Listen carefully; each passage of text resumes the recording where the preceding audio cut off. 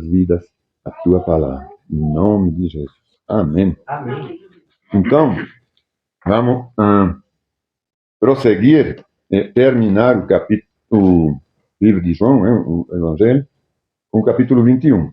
A gente lembra que no 20 foi a ressurreição de Jesus, que ele apareceu de várias formas, assim uma vez, duas vezes. Aqui no 21 vai ser a terceira vez que ele vai aparecer ainda aos discípulos. No 20 tinha uma coisa também muito preciosa que a gente aprendeu, que a gente tem que acreditar em Cristo sem ter visto ele, né? Mas pela fé e não pelo ver, pela realidade, pelo tocar. Então, a fé é realmente a demonstração das coisas que não existem, mas que estão para existir, não é? Então, vamos continuar e terminar esse livro de João. Capítulo 21, versículo 1. Depois disso, Jesus apareceu novamente a seus discípulos junto ao mar de Tiberíades, que é o mar de Galileia. Foi assim que aconteceu. Estavam ali Simão Pedro, Tomé, apelidado de Dídimo, né? De gêmeo, Natanael, de Cana da Galileia, os filhos de Zebedeu, que são João e Tiago, e outros dois discípulos. Simão Pedro diz: vou pescar. Você vê como ele fala? Hoje a gente fala, vou pescar. Mas lá também ele estava com... A gente estava conversando agora mesmo de caça, ele estava com Jesus. Hein? Ele estava falando, não, vou pescar, eu preciso trabalhar. Na verdade, não é pescar, não tinha pesqueiro para distração esportiva. Entendeu? Ele ia porque precisava, hein? Precisava comer, trabalhar. Então você vê que desde já aqui os discípulos sempre tiveram, continuaram. Né? Porque essa aqui é a prova. Claro que nos evangelhos, Jesus, ele não vai relatar, ele não vai por aí fazer ensino dos discípulos que trabalhavam, mas ensino dos discípulos que o seguiram. É o fato de seguir. Mas aqui a gente vê justamente como é importante a gente não querer fazer do evangelho um meio de rendimento. Não é? É um meio da salvação. Não é? Simão Pedro disse, então, vou pescar. Nós também vamos, disseram os outros. Todos eram pescadores, né? Assim entraram no barco e foram, mas não pegaram coisa alguma. A noite toda, hein? Ao amanhecer, acontece, né? Quando a gente vai pescar, ele não pega nada mesmo. A última vez que o Elias foi, pegou um. Ao amanhecer, Jesus estava na praia. Opa! Mas os discípulos não o reconheceram. Novamente, ainda, você vê como esse corpo glorioso que ele tinha, né? Ao ressuscitar, ele ficou. Ele não voltou a ser o que ele era antes.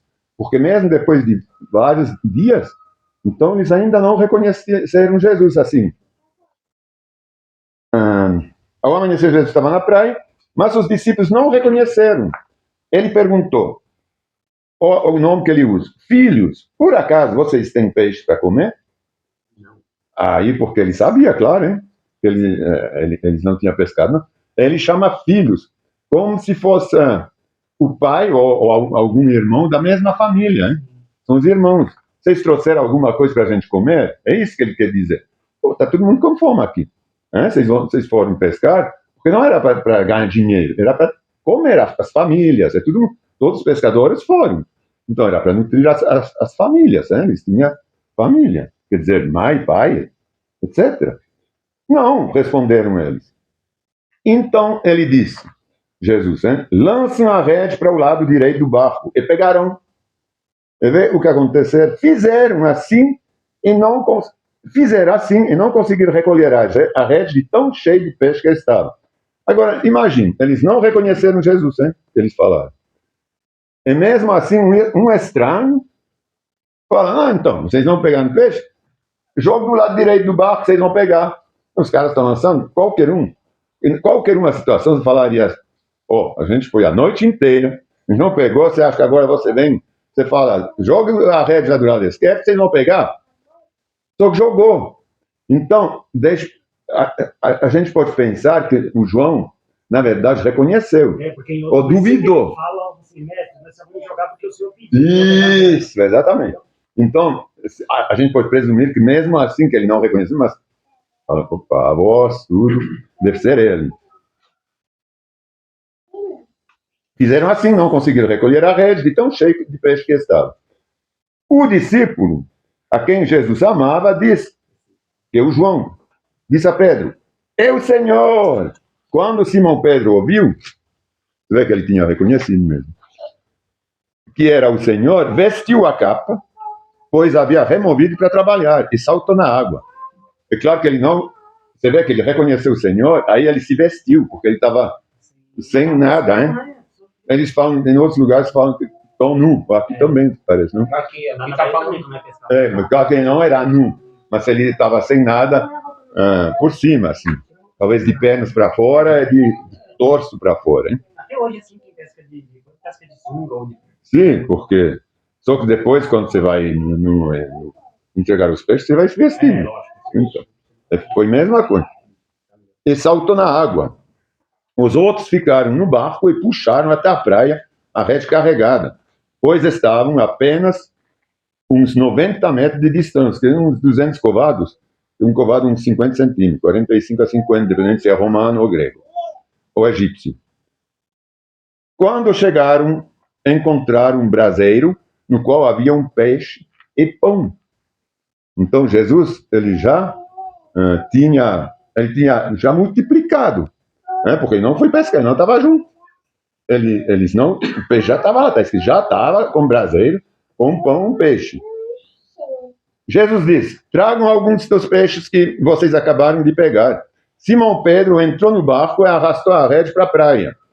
Havia, isso é importante, vamos ler bem direito, havia 153 peixes, grandes, e no entanto, a rede não arrebentou.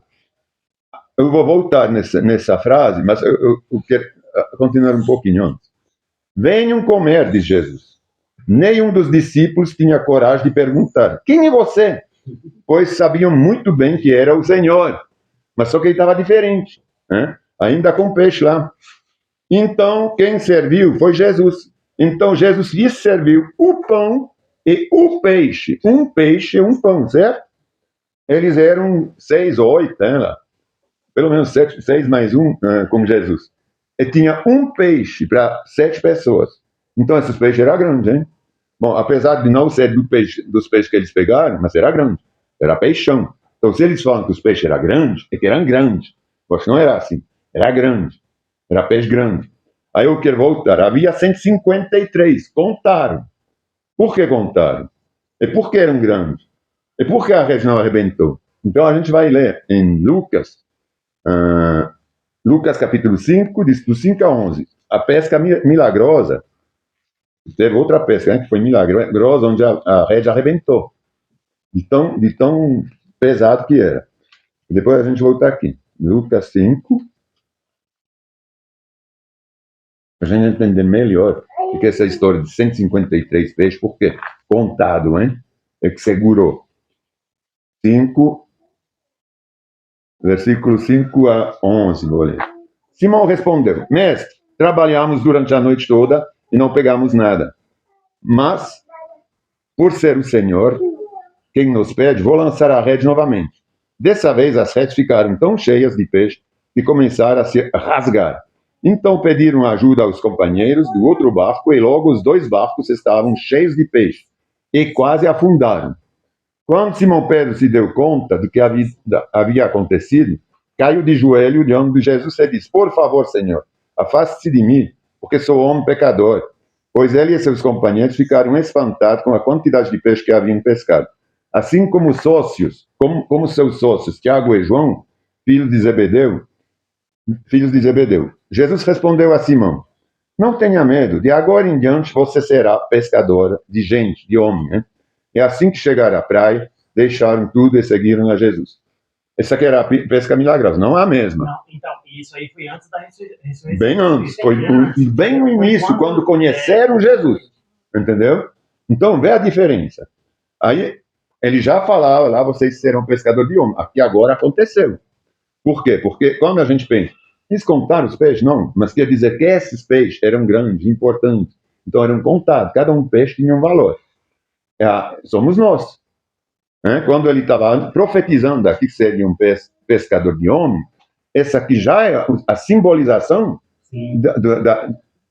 ninguém é só um número. Tem 153, mas é 153 contado, entendeu? Não é uma multidão de peixes que a gente não sabe quem é, porque isso tem hoje no mundo. Uma multidão de peixes, eles até às vezes se convertem, se arrependem assim, mas não sinceramente.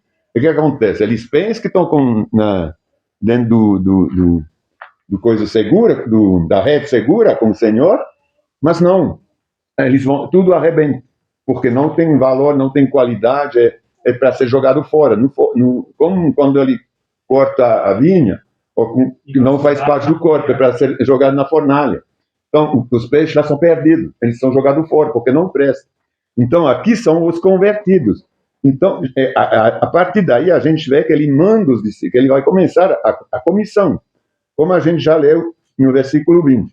Então, são peixes 153, quer dizer, são contados, sabe quais são, na verdade, né, se a gente vai mais um pouquinho longe, são grandes, são bonitos, eles são honrosos, né, eles não são qualquer tipo de coisa, é de qualidade, é luz, é sal, é qualidade, tem o Espírito Santo. E, no entanto, a rede não arrebentou, apesar de ser pesado, bonito, glorioso, a rede segurou, eles chegaram lá, né, no reino do céu. Então, isso é maravilhoso. É a segunda pesca, mas completamente diferente. Né? Venham comer, diz Jesus. Agora parece já, quando você fala, venham comer, vocês lembram do Apocalipse?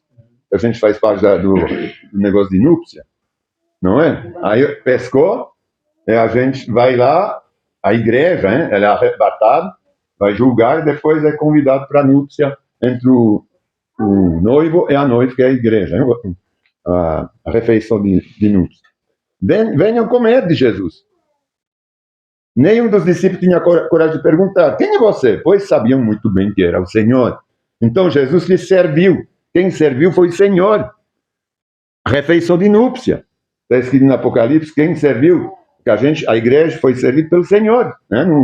O que a gente fala? Refeição? Refeição. Banquete de núpcia. Entendeu? Foi servido. Então isso já é uma uma previsão, uma profecia do que ele vai depois revelar ao mesmo João no Apocalipse.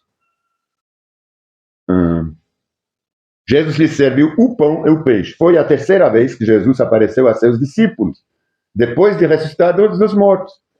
Depois da refeição, aí aqui começa, na verdade, a grande comissão também, através do arrependimento da remissão dos pecados, do pecado de Pedro. A gente vai encontrar três coisas aqui, do 15 ao praticamente 19. Vamos ler. Depois da refeição, Jesus perguntou a Pedro, a Simão Pedro: Simão, filho de João, você me ama mais do que estes, mais do que os outros discípulos? Aí ele fala, isso é muito, muito importante, tudo que a gente vai ler aqui. Sim, Senhor, respondeu Pedro, o Senhor sabe que eu amo. Agora, a primeira vez que ele perguntou, hein? Você lembra que ele negou três vezes, hein? Sim, eu amo. Então já se redimiu, é uma forma de se redimir com o Senhor, porque ele estava certamente ainda aflito, hein? E isso ia ficar, na verdade, mal resolvido na palavra, não é? Se não tivesse essa remissão. Sim, Senhor, respondeu Pedro, o Senhor sabe que eu amo. Então, alimenta meus cordeiros. Na verdade, esse alimento, sempre, esse aqui eu tenho que insistir, que foi modificado, porque talvez em algumas Bíblias, né, Almeida tem apacenta. Tem sempre 3 vezes apacenta. Aqui tem várias formas de falar.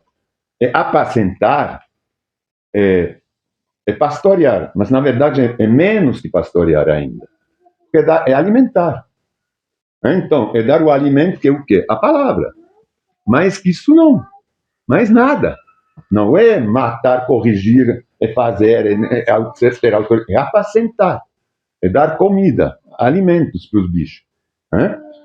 Claro que tem muitos que falam, mas se é apacente, você pastoreia, tudo bem. Mas isso não faz o pastor. O pastor é Cristo. A gente é líder. A gente alimenta. Esse aqui é o dever. Aqui ele não fala, você é o pastor, tem um cargo especial, você que vai alimentar, ninguém outro. Não, ele fala a todos eles. Agora, tudo bem, eram apóstolos, naquele momento, eram pessoas especiais. Mas depois a gente vê que essa ordem é dada a todo mundo de levar a palavra, alimentar. Quando a gente leva a palavra para o mundo, a gente não alimenta através da palavra? Então é isso. Sim, exatamente. Esse aqui é o significado de apacentar.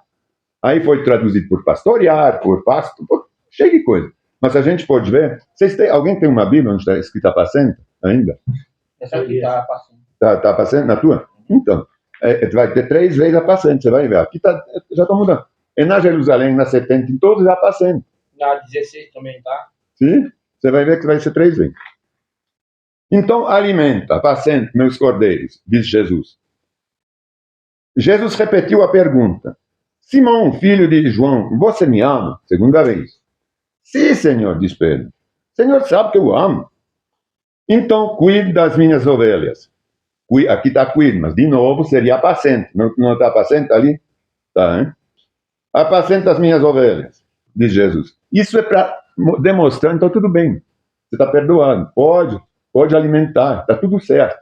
Para a segunda vez, hein? Pela terceira vez agora, ele perguntou. Simão, filho de João, você me ama?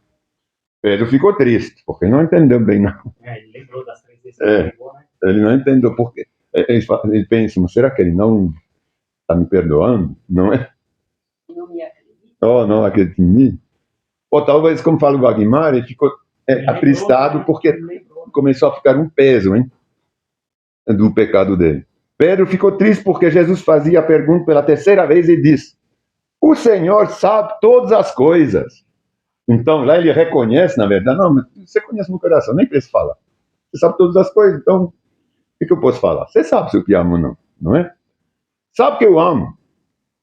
Jesus, então, disse, alimenta, apacenta, não está apacenta? Apacenta minhas ovelhas.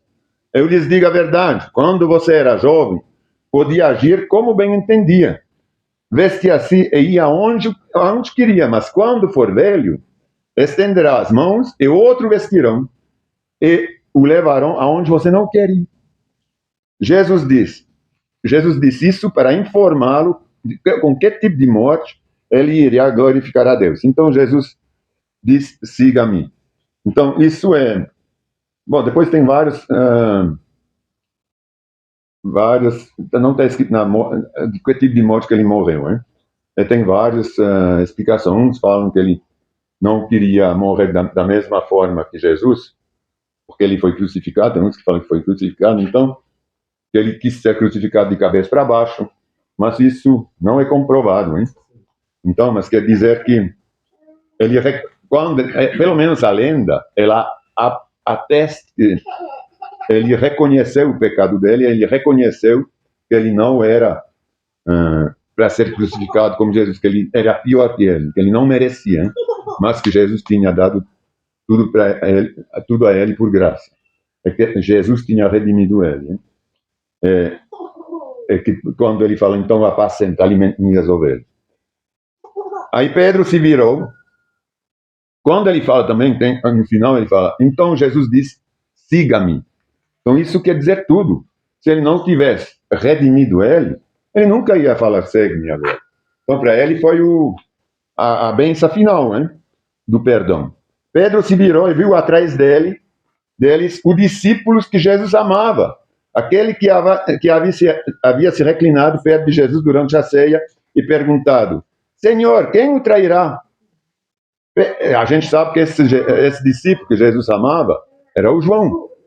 Porque ele pergunta quanto a ele? Ele se refere... Não, Pedro, aí uma vez que Jesus falou para Pedro, então siga-me, você vai apacentar as ovelhas. Então, parecia que era o discípulo maior e melhor, não é? Porque Jesus tinha se endereçado a ele, tinha dado a ordem de apacentar, e depois ele ainda fala, então siga-me.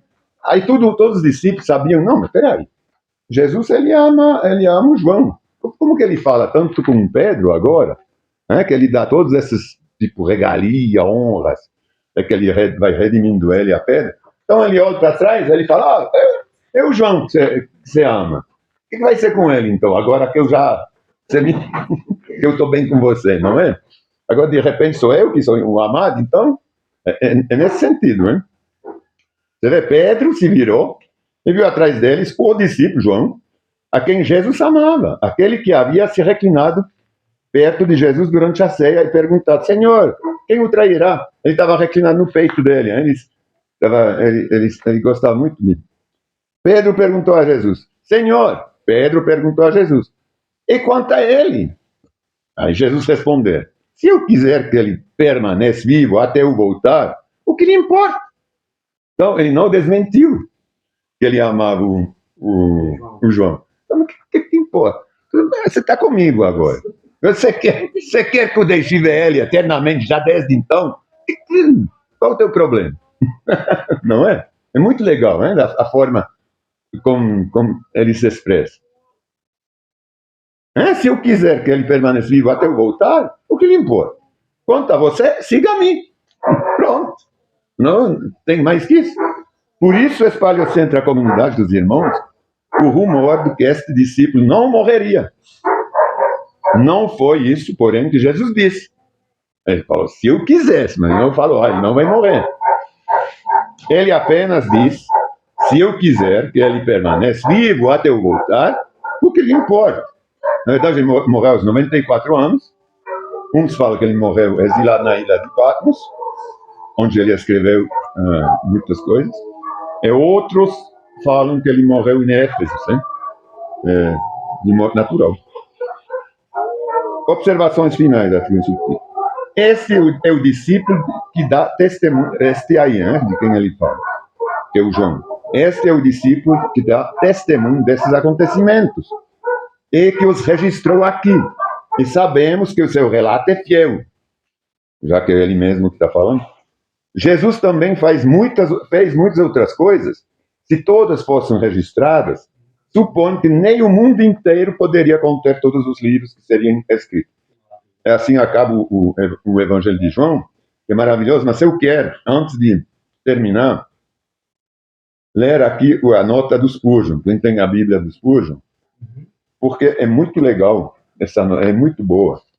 Ela é justamente também relacionada a essas coisas. Tem uma coisa também que eu tinha falado, que a gente podia reconhecer 3 coisas, dentro desses versículos do 15 a 20, a 19, é a grande comissão, quando ele fala, então siga-me e vá, etc., é ir, ele tá dando, é quando ele fala, apacente as ovelhas, é ir realmente levar as boas novas. Aí tem lá essa noção de pastor, justamente, mas que não é pastor, mas que quase todas as igrejas pegam esse texto, vai, apacente minhas ovelhas, como se ele estava nomeando Pedro como sendo pastor. Não é isso que ele está fazendo. Eu sinto muito, mas não está escrito isso, não. Em nenhuma versão. Está escrito, então, é só em relação à remissão do pecado dele, e depois para falar, não, você vai levar, pode ir, mas tanto ele como os outros. Porque senão teria só um pastor, que Pedro. Como a Igreja Católica, na verdade, fala que Pedro é a rocha. Mas não é, entendeu? A gente sabe que um pastor, a gente leu aqui o capítulo 10, ele fala muito bem, não há outro pastor que ele. O resto são evangelistas, são líderes. Cada um recebe alguma missão, algum ministério. Eu estou aqui falando, você está fazendo... É só, mas eu vou dar minha vida para vocês. Posso até dar, talvez, um dia, não sei. A gente não sabe como vão as coisas. Mas não vai adiantar nada também. Eu vou salvar a vida terrena de alguém, por alguns dias ou anos, mas isso não vai dar salvação para quem eu salvei. O fato que eu vou morrer. Entendeu? Então, a gente pode falar o que a gente quiser, mas não há pastor tal. A ordenação de pastor não faz nenhum sentido, né, no contexto da salvação. Não faz. Como não faz sentido se reunir em templo pago quando a gente sabe que... Mas tudo bem, não é pecado. Eu não iria falar que é pecado, claro que não. Mas são heranças de um sistema. que a Igreja Católica estabeleceu a partir do Concílio de Nicéia em 325. Essa aqui foi realmente estabelecida. Então, a gente tem que ter isso em mente, que não é necessário se desmunir de tudo, fazer sacrifício. A gente tem que viver segundo a palavra, mas meu sacrifício em relação a um irmão e uma irmã não vai mudar nada na minha salvação, nem a salvação dela. Eu tenho que estar dentro da palavra. Eu tenho que fazer a boa obra. Ter amor é equilíbrio. Ele fala, tem que ter temperança. Ninguém tem que se sacrificar. Ele fala, não, tenha temperança. Então, equilíbrio. Ele se sacrificou, certo? Mas vou ler aqui. Isso é relacionado aos versículos 15 a 23. É muito interessante como ele... Tem que falar que, antes de ler, o Spurgeon, ele é um calvinista rocha, hein? Ele acredita na predestinação. Mas a gente sabe, a gente é arminiano, hein? Que não acredita na predestinação. Com a maioria das igrejas, antes, era todos arminianos. Hoje está mudando porque é mais simples, mais cômodo, hein? De acreditar na salvação, na predestinação. Você é salvo, é só crer. Você é salvo, acabou, não tem para fazer nada, não precisa estar arrependido, não, né? Porque Deus já te pré-escolheu, acabou. Não pode fazer nada, senão pode recusar essa salvação. Mas não é bem assim, a gente pode já perder. Então, mas também o Spurgeon é um dos únicos que não fez escola de teologia. Ele se recusou, ele entrou na igreja, na escola de teologia em 1830, e um ano depois ele saiu. Ele viu que estava totalmente contra a palavra, né? Porque não batia para ele, não tinha o Espírito Santo. Era muita doutrina, hein? Isso tem livros que explicam muito bem esse momento da vida dele, dos Spurgeon. Então, ele era também extremamente puritano. Os puritanos são esses que são bem quadrados. Então, ele recusava, ele é inglês, hein? Ele recusava esse negócio da igreja católica, anglicana. Então, ele combatia isso. Então, ele não podia continuar na escola de teologia, porque, claro que na época era muito católico, né? Então, tinha todas essas coisas de imagem, coisas assim, que tinha recomeçado, né, dentro do calvinismo. E as escolas de teologia, elas queriam de novo enviesar. Né? Por isso que muitas pessoas saíram e começaram a ter outra visão. Vamos ler. Este trabalho de pastor, entre aspas, é tão importante que 3 vezes o Salvador nos obriga a zelar por ele, dizendo primeiro, então alimenta. Agora vê, aqui ele está colocando o trabalho de pastor. Isso é bem sistema também, né? É bem calvinista também. Mas ele fala, mas logo ele já fala, peraí, não é bem pastor autoritário. Porque ele fala, por ele, dizendo primeiro, então alimenta meus cordeiros. Depois, então cuide, claro que aqueles retornam, mas é sempre apacenta, né? Das minhas novelas. Ou, como alguns manuscritos antigos trazem, minhas ovelhinhas. Isso.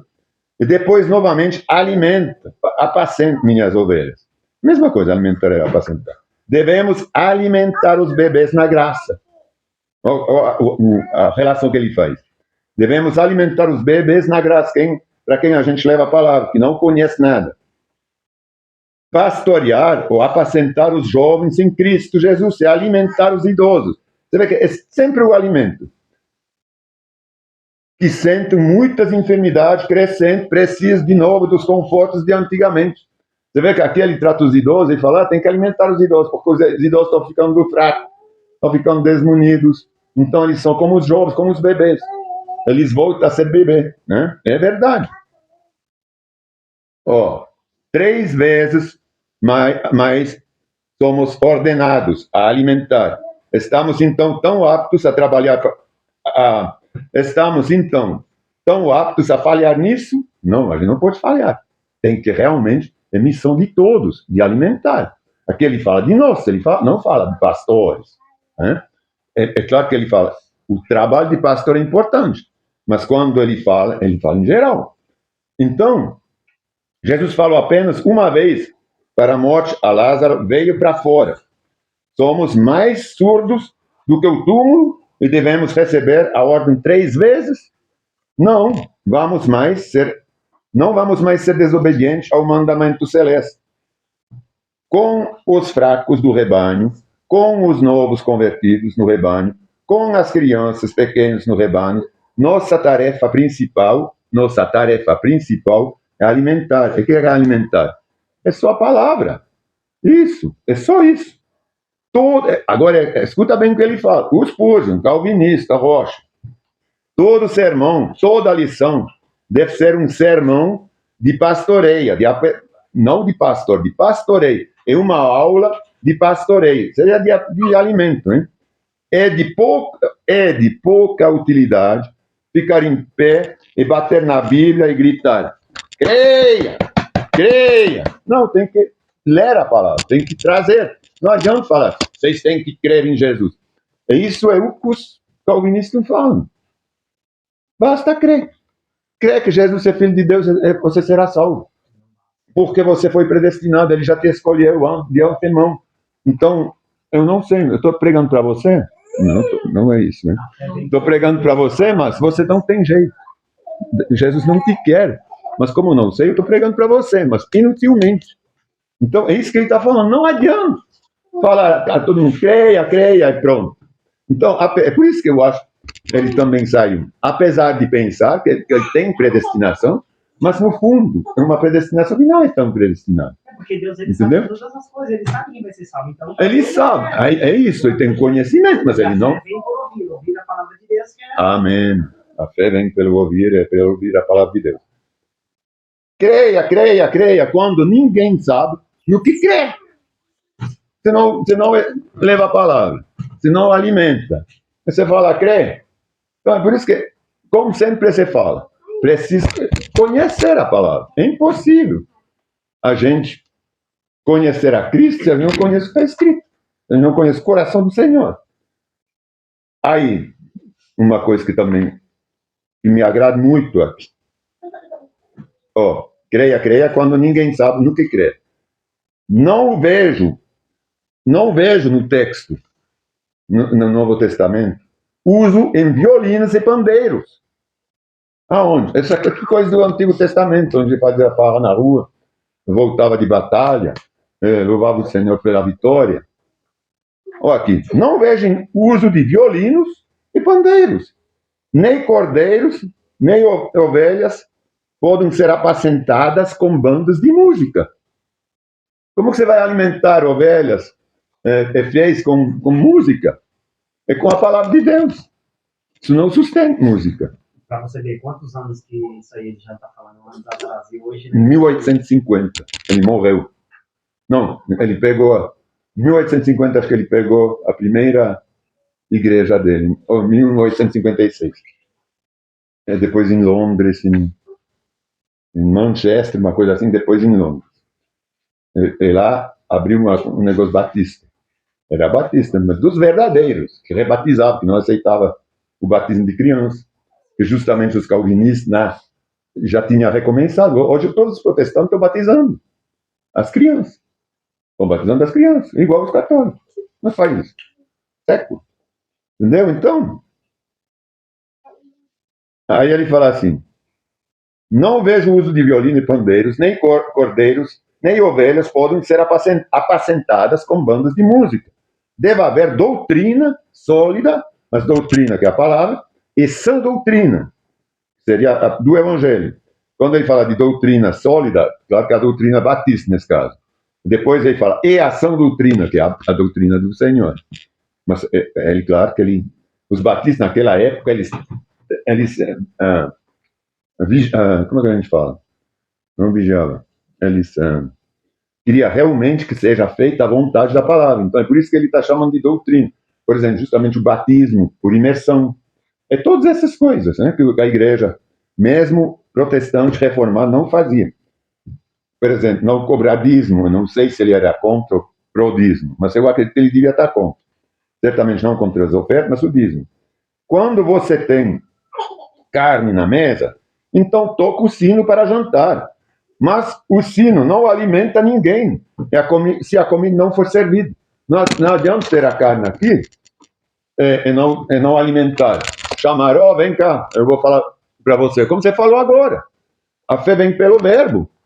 E o verbo é a palavra. por ler a palavra. Então, a gente tem que ler a palavra e não falar o que vem no nosso coração. Não adianta eu falar, peraí, eu vou pegar lá, a palavra estava com Deus, a palavra era Deus. Então, o que significa isso? Então, a palavra é fechar a Bíblia e começar a falar. Isso não é alimentar, entendeu? Então, alimento é a palavra. É isso há 100 anos atrás, mais, né? 150 anos atrás, ele já falava. Não há como inventar coisas. Então tem que ficar na palavra. Esse último capítulo ele expressa muito isso. Apacentar, alimento. Pronto, acabou. Não tem que julgar. Você não pode fazer isso. Não. Segue a palavra, acabou. Você tem que vir aqui, esse altar aqui é sagrado, você não pode subir aqui, não pode fazer isso aqui dentro da igreja. Tem que ser assim. Agora vocês têm que levantar, vocês têm que sentar, vocês têm que cantar, vocês têm que parar, vocês têm... Tudo bem que a gente louva. Não é pecado como a gente faz. É bom. Mas isso não salva. É porque a gente quer dar nosso louvor para o Senhor. Mas isso não é palavra. É hoje o que a gente mais vê entretenimento. Certo? Então vamos ficar nessa palavra. Agradecer a Deus por tudo que Ele faz para a gente. Senhor, muito obrigado. Te agradeço, Senhor, porque eu sei que tem uma terra fértil. O Senhor está preparando o terreno muito bom, muito promissor, de justiça. É que nenhum dos meus irmãos aqui vai se desviar dessa tua palavra. Eu proclamo realmente eu não vou profetizar porque não cabe a mim, mas eu posso proclamar que essa semente é posta da tua palavra em cada coração aqui. É que ela vai crescer, dar frutos, muito fruto. Porque está escrito que quem está contigo, Senhor, ele dá muito fruto. Frutos que são bons, frutos que não são para ser jogado fora. É como a rede dos peixes, que às vezes a gente vê uma multidão de peixes presos, mas é tudo peixe de má qualidade. Eles acabam se jogados fora. Ou lá, como na tua palavra, a rede arrebentou em demonstração que esses peixes não prestavam, né? Mas, ao contrário, agora a gente viu que no final do Evangelho de João, esses peixes realmente eram peixes santificados, que tinham o selo do Espírito Santo. A rede segurou, eles tinham qualidade, eles eram bem alimentados, nutridos pela tua palavra. Não eram magriçando, mas em quantidade. Eram poucos, mas com qualidade. É isso que a gente quer ser, Senhor. Então, muito obrigado por esse livro de João. A gente pôde agora receber por inteiro todos os capítulos. É muito bom a gente ter o teu exemplo, Jesus, de vida para nossas vidas. Eu vou colocar todos os meus irmãos nas tuas mãos para que você possa os guardar, os fortalecer, os fazer crescer em tua palavra, Senhor. Muito obrigado. E toda a glória para ti, Senhor. Amém. Amém. Amém.